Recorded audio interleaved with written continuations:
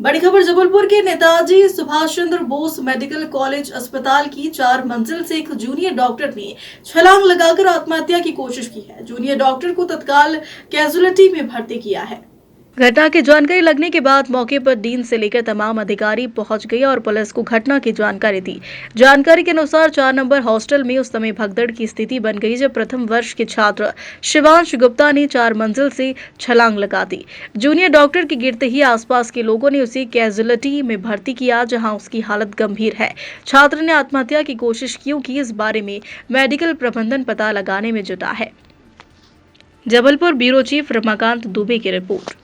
किया उसने और फुल मेडिसिन सपोर्ट पे था। सीपीआर भी 2 बार किया, डीफैब भी किया और इतनी जद्दोजहद के बाद सारे कंसल्टेंट हमारे मौजूद थे। न्यूरो सर्जरी वाला को हमने बुलाया, anaesthesia, surgery, medicine, emergency medicine वाला, बट हम उसको दुर्भाग्य से उसको बड़ा दुख है, हम उसको बचा नहीं पाया उस बच्चे को बेचारे।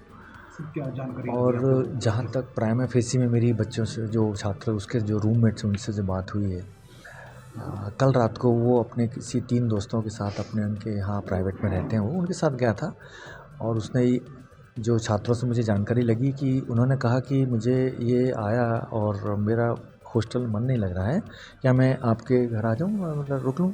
तो बोले आ जाओ। तो ये लोग, इनका ग्रुप था, तो वो बच्चे लोग वहाँ आए और वो सब लोगों ने, छात्रों ने आराम से वहाँ बैठे, खाना खा के आए थे वो, और सब बैठ के आराम से जैसे एक नॉर्मल ग्रुप में छात्र रहते हैं वो बैठे और सुबह सुबह सब अपने अपने क्लास में चले गए और ये भी चले गए, हॉस्टल चले गए। लेकिन अनफॉर्चुनेटली ये छात्र था, ये क्लास में नहीं गया था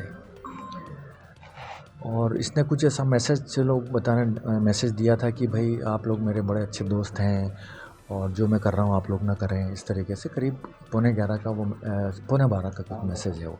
जैसे ही मैसेज मिला तो कुछ जो छात्र जो वहाँ जो चश्मदीद थे, तो तीसरी मंजिल पर दौड़ के जब ऊपर गए तो ये छात्र जंप करने के लिए बिल्कुल था, तो एकदम पीछे से आवाज़ भी लगाई कि भाई शिवांश ऐसा मत करो ऐसा, लेकिन उसने सुना नहीं और वो ही जंप।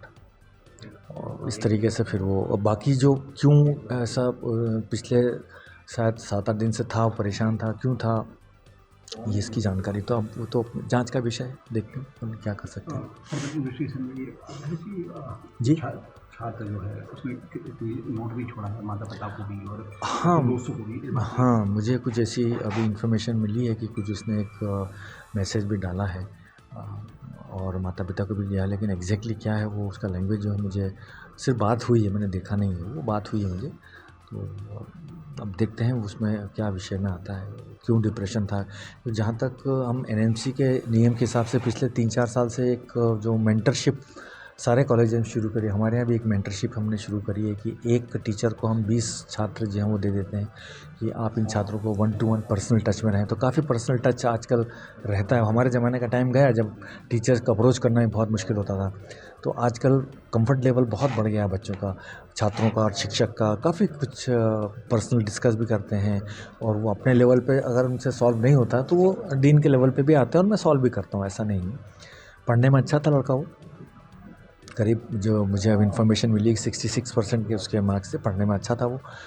और लेकिन अब क्यों था, क्या था, अभी तो जांच का विषय है। क्यों इसने इतना घातक और इतना दुर्भाग्यपूर्ण जो कदम उठाया, जो समाज के लिए भी एक मतलब क्षति है कहना चाहिए, जो कि अपन भर नहीं सकते, हमारे कॉलेज के लिए भी है, परिजनों के लिए भी है, तो बड़ा दुख होता है, बड़ा दुख होता है।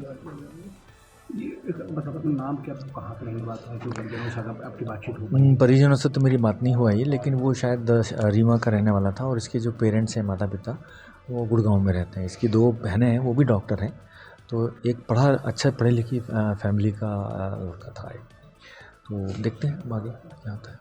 अभी क्या मतलब ऐसा नहीं कोई परेशानी हो या किसी छात्रों से कोई विवाद हो?